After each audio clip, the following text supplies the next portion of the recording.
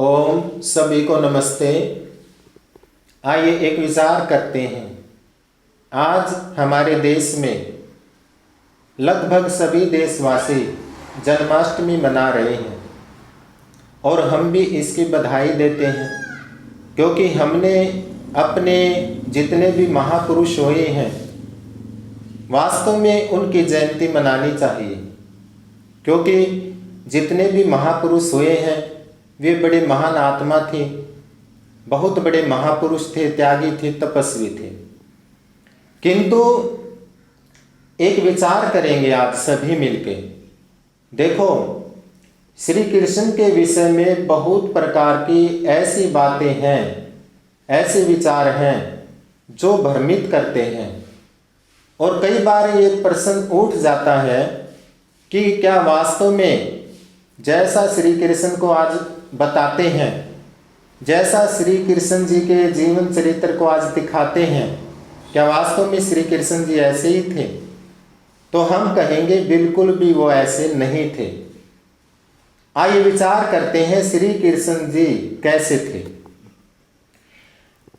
श्री कृष्ण जी बहुत ही बड़े चरित्रवान, बहुत बड़े त्यागी, बहुत बड़े तपस्वी और वेदों के प्रकांड विद्वान थे। उन्होंने अपने जन्म में कभी भी कोई भी गलत काम नहीं किया। ये स्वामी दयानंद कहते हैं कि उनका चरित्र बहुत उच्च कोटि का था। और यहाँ तक ही नहीं, श्री कृष्ण जी ने पूरे जीवन संघर्ष करके धर्म की स्थापना की, पापियों का विनाश किया। लेकिन आज जैसा श्री कृष्ण जी का चरित्र दिखाया जाता है, उनके विषय में पढ़ाया जाता है, ये सब जो पढ़ाया जाता है या दिखाया जाता है, ये सब हमारे ग्रंथों के साथ मुगलों के काल में और अंग्रेजों के काल में छेड़खानी की गई है। कैसे? आज श्री कृष्ण के विषय में ये दिखाया जाता है, पढ़ाया जाता है हमारी नई पीढ़ियों को भ्रमित करने के लिए कि वह तो गोपियों के कपड़े उठाता था, उसकी 16,108 रानियां थी, वह मक्खन चोर था, वह राधा से प्रेम करता था। देखो, ऐसा चरित्र उनका बिल्कुल भी नहीं था। मैं आपको बताना चाहता हूँ, श्री कृष्ण जी ने 36 वर्ष की आयु में विवाह किया रुक्मणी के साथ, और जैसे ही उनका विवाह होता है, माता रुक्मणी एक उनसे निवेदन करती है कि हे स्वामी, मैं आप जैसी योग्य संतान चाहती हूँ।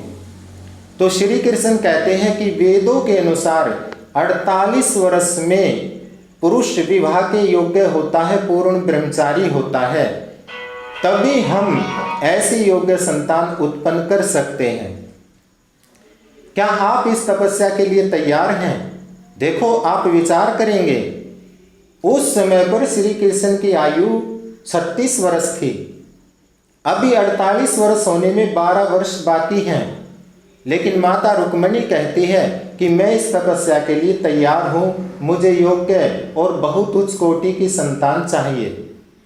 तब श्री कृष्ण और माता रुक्मणी दोनों साथ में रहते हुए 12 वर्षों तक ईश्वर का ध्यान, योग आदि करते हुए, संध्या करते हुए, हवन करते हुए, तपस्या करते हुए और अखंड ब्रह्मचर्य का पालन करते हुए 12 वर्ष तक अखंड ब्रह्मचारी रहते हैं। और तब भी केवल संतान निमित्त दोनों मिलते हैं, तब जाकर उनको बहुत योग्य प्रद्युम्न नाम की संतान उत्पन्न होती है, प्राप्त होती है। और वह संतान बिल्कुल श्री कृष्ण की तरह योगी, बहुत योग्य संतान थी।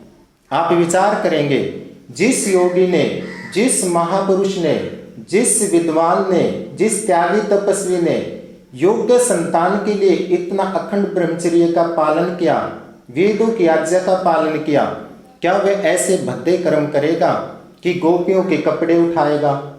उसकी 16,108 रानियां होंगी, वे राधा से प्रेम करेगा। मैं अपने देशवासियों को ये सच्चाई बताना चाहता हूँ कि ये सब हमारे महापुरुषों पर कलंक लगाए गए हैं कि इनकी आने वाली पीढ़ियाँ अपने महापुरुषों पर गर्व ना करें। नहीं तो वास्तव में हमारे महापुरुषों का इतिहास बहुत बड़े त्यागी तपस्वी योगियों का रहा है, जिस पर हमें गर्व होना चाहिए। इसलिए मैं निवेदन करना चाहता हूँ कि बिल्कुल भी अपने महापुरुषों के विषय में भ्रमित ना हो, उनके सच्चे इतिहास को जाने, उनके सच्चे जीवन चरित्र को जाने कि वास्तव में वे कितने बड़े योगी तपस्वी होते थे। इसलिए मैं अपने देशवासियों को कहना चाहता हूँ कि श्री कृष्ण जी बहुत बड़े योगी महापुरुष थे। उनकी बहुत अधिक हजारों की संख्या में रानियां नहीं थी। उसकी कोई भी राधा नाम की प्रेमिका नहीं थी। वे गोपियों के कपड़े नहीं उठाता था। उनका चरित्र बहुत उच्च कोटि का चरित्र था। वे मक्खन चोरी नहीं करता था। इसलिए निवेदन करना चाहता हूँ। हाँ, एक बात और भी बताना चाहता हूँ कि आज ऐसे ऐसे गीतों का निर्माण कर दिया गया उनके विषय में कि श्याम चूड़ी बेचने आया। आप विचार करेंगे, आज हम अपने महापुरुषों पर चूड़ी बिकवाते हैं। आप विचार करेंगे, वैदिक काल में महाभारत में हमारे देश में चूड़ी होती ही नहीं थी। तब तो हमारे देश में सोने के भंडार थे। हमारे यहाँ सभी पुरुष और महिलाएं माताएं सोने के आभूषणों से शरीर बहुत प्रकार से लदा रहता था। शरीर इतना आभूषण पहनते थे। ये चूड़ी तो जब हमारा देश मुगलों के गुलाम हो गया, बाद में अंग्रेजों के गुलाम हो गया, और मुगल और अंग्रेज जब यहाँ से सोना लूट कर ले गए और हम बिल्कुल हमारे पास सोने का धन नहीं बचा, संपत्ति नहीं बची, तब जाकर माताओं ने ये कांच की चूड़ियाँ धारण की थी। और ये दुर्भाग्य की बात है, ये सौभाग्य की बात नहीं है। इसलिए सच्ची जन्माष्टमी हम तभी मनाएंगे, सच्चे श्री कृष्ण को माने, उसका जैसा जीवन चरित्र था, त्यागी तपस्वी, बहुत बड़े योगी, बहुत बड़े महापुरुष और धर्म की स्थापना की थी। उन्होंने पूरे जीवन वेद की आज्ञाओं का पालन किया था, ओम ईश्वर की उपासना की थी, हमेशा संध्या करते थे, हवन करते थे, नियमों का पालन करते थे, ब्रह्मचर्य का पालन करते थे। इसी जीवन चरित्र को माने और जो उन पर एक कलंक लगा दिया गया, हमारे दुश्मनों ने जो कलंक लगाया उसको हटाएं। इसी के साथ अपनी वाणी को विराम देता हूँ। ओम शांति।